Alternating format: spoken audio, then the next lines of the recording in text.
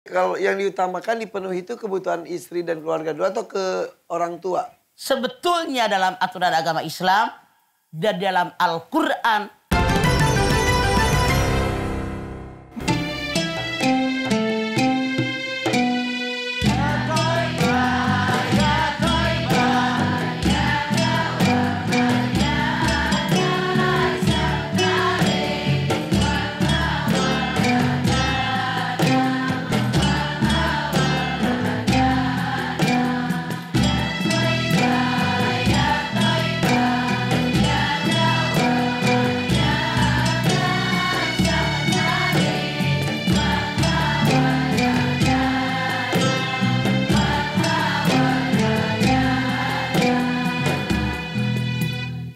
Bismillahirrahmanirrahim. Assalamualaikum warahmatullahi wabarakatuh. Waalaikumsalam warahmatullahi wabarakatuh.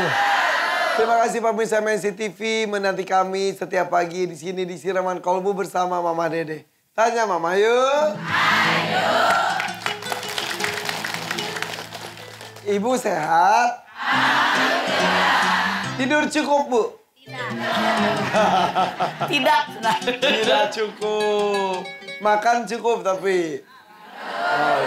Uang cukup Bu? Dicukup-cukupin ya Bu ya. Disyukuri saja apapun yang terjadi di dunia ini. Oke, coba kalau semangat Pak tunjukkan dan ucapan salamnya ya. Yang pertama adalah Majelis Taklim Al-Furqan Bandung Selatan. Assalamualaikum warahmatullahi wabarakatuh. Waalaikumsalam warahmatullahi wabarakatuh. Selanjutnya Majelis Taklim Lailatul Zikri Bekasi. Assalamualaikum warahmatullahi wabarakatuh. Waalaikumsalam warahmatullahi wabarakatuh. Masya Allah, tepuk tangan Bu semuanya Bu. Ma, ini ada pertanyaan dari netizen, boleh dibacakannya Ma ya? Naon. Nih, Ma, saya merasa nafkah yang diberikan suami hanya cukup sampai pertengahan bulan. Ya. Sementara masih banyak kebutuhan yang harus dibeli dan dibayarkan. Saya pernah tahu kalau suami ternyata memberi orang tuanya itu lebih banyak dibandingkan untuk saya. Sebenarnya bagaimana itu pembagian nafkah untuk seorang istri dan juga orang tua? Silakan. Oke, Anda silahkan lihat Al-Baqarah 233. Allah Subhanahu wa taala berfirman, "Wal mauludi lahu rizquhunna wa kiswatuhunna bil ma'ruf." Para suami, para ayah punya kewajiban memberikan nafkah kepada istri dan keluarganya dengan yang ma'ruf, dengan yang layak. Punten. Makanya dalam surat At-Tolak ayat 7, liyunfik dzu sa'atin min sa'atih. Sesuai kemampuan. Kalau suami ini kemampuannya misalnya 100 ribu. Kalau kemampuan suami itu adalah 70 ribu. Nah, dia bilang, saya tahu suami saya suka ngasih sama emaknya. Nah, emang kewajiban anak ngasih sama orang tua. Nah, yang penting seorang istri cukup makan, pakaian, tempat tinggal. Karena para suami anak kita yang laki-laki di dalam Al-Baqarah 215 itu harus memberi kepada orang tuanya, apalagi orang tuanya miskin. Jadi kalau persentase tidak jelas, yang penting tercukupi. Yang Mama khawatir, maaf dalam tanda kutip, boleh jadi suaminya memprediksi ini uang harusnya sampai akhir bulan, tapi dia 10 koma karena istrinya boros, bisa jadi. 10 koma itu gimana? Tanggal 10 udah koma. Kan harusnya sampai tanggal 30 baru titik. Ini koma dulu, tanggal 10 udah koma, artinya duit yang bulan sebulan tanggal 10 udah habis, itu maksudnya. Oke, Ma, jadi kalau yang diutamakan dipenuhi itu kebutuhan istri dan keluarga dulu atau ke orang tua? Sebetulnya dalam aturan agama Islam dan dalam Al-Quran tidak ada mana yang didahulukan. Istri apa orang tua. Dua-duanya kewajiban seorang anak laki-laki, kewajiban sebagai seorang suami. Jadi tidak perlu siapa dulu. Karena walau bagaimanapun juga masa dia tega ngumpanin bininya emaknya kelaparan. Jadi dua-duanya kewajiban suami. Nah kalau ini kayaknya ke orang tuanya lebih fokus, istrinya kurang, gimana? Kalau memang seperti itu dirundingkan, ngomong sama suaminya, maunya bagaimana?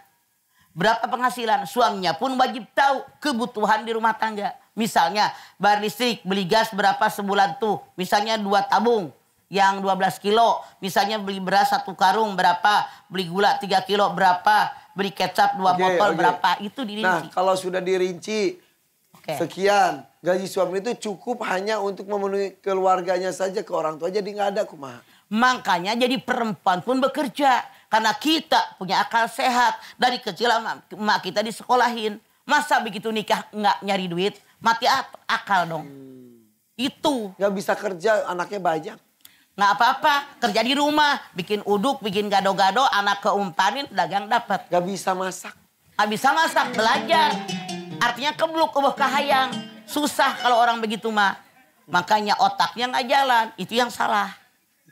Jadi dari zaman dahulu kala yang namanya perempuan bisa berkarya. Anda lihat di dalam surat Al-Baqarah 158. Inna Sofa wal Marwah. 4000 tahun yang lalu. Perempuan yang bernama Siti Hajar. Nggak tinggal diam. Susunya kering. Perbekalan minum habis. Dia lari ke Sofa nyari air gagal. Bangkit. Lari nyari air gagal. 7 kali gagal. 7 kali bangkit. Itu perempuan sejati. Jadi istri itu jangan hanya gini saja. Tapi berpikir. Iya iyalah makanya uang yang ada dikembangkan. Makanya ngaji pakai Quran. Tadi kata Ipan. Yang tadi mah anaknya banyak. Mana dia nggak bisa apa-apa. Pakai ini dong belajar. Bisa orang lain bisa kenapa kita nggak bisa? Karena nggak mau belajar. Belajar dong. Begitu. Gitu tuh netizen. Ya. Jadi Parah. saya yang dimarahin. Jangan hidup mengasihani diri sendiri. Oleh Allah diberikan modal yang sama. Waktunya sama, tenaga kita sama. Siap, kita akan bahas semuanya di sini ya. Apakah sama nafkah istri dan orang tua? Pergi ke bengkel untuk menambal ban. Perginya sama Mbak Renata. Memberi nafkah merupakan sebuah kewajiban. Tapi apakah jumlahnya harus sama rata? Tergantung kebutuhan. Oke, coba. Apakah sama nafkah istri dan orang tua? Silakan Mama. Bismillahirrahmanirrahim. Assalamualaikum warahmatullahi wabarakatuh. Subhanaka la ilma lana illa ma 'allamtana innaka antal alimul hakim. Allahumma sholli wa sallim ala sayidina Muhammadin wa ala alihi wa sahbihi ajmain. Apakah harus sama memberikan uang istri kepada ibu? Kita lihat yang namanya anak laki-laki langsung lahir atau punya ibu? Punya ibu lah. Pintar Anda. Anda silahkan lihat di dalam surat Luqman 14.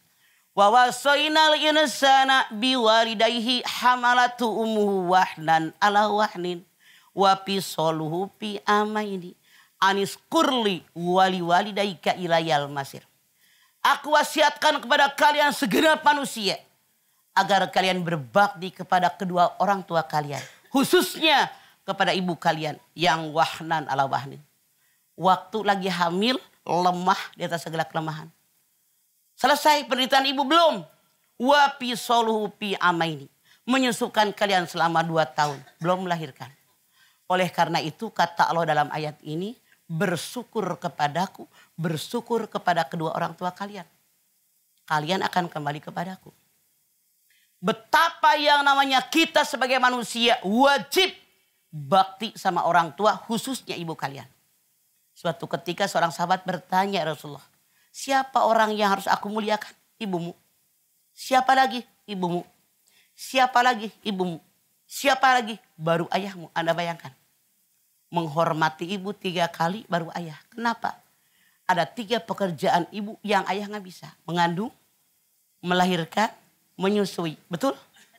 Makanya sekian banyak ayat Al-Quran yang memerintahkan bakti sama orang tua khususnya kepada ibunya. Sampai-sampai kalau seorang anak dipanggil oleh ayah ibu bareng bersamaan. Idza da'aka abawaka wajib da'wata umika. Kalau seorang anak dipanggil ayah ibu dalam waktu yang bersamaan, maka anak wajib menjawab panggilan ibunya. Tuh, Masya Allah. Tuti, misalnya bapak emaknya. Tuti, bareng. Tuti bilang, apa mama? Saking wajib bakti sama orang tua usia ibunya. Sekarang anak laki-laki kita menikah. Harus bagaimana? Nah, siapa yang harus dikasih nafkah duluan? Yang namanya seorang suami tentu wajib nafkah kepada istrinya. Karena apa? Ar-rijalu qawwamuna 'ala nisa bima faddalallahu ba'dakum 'ala ba'din wa bima anfaqum min amwalihim. Suami kepala keluarga. Allah melebihkan laki-laki daripada perempuan. Suami punya kewajiban memberikan sebagian rezekinya. Dengar ini istri. Tidak semuanya sebagian. Kenapa? Sebagian lagi ada hak ibu dan keluarga dekatnya. Tuh. Seorang laki-laki bertanya, ya Rasulullah.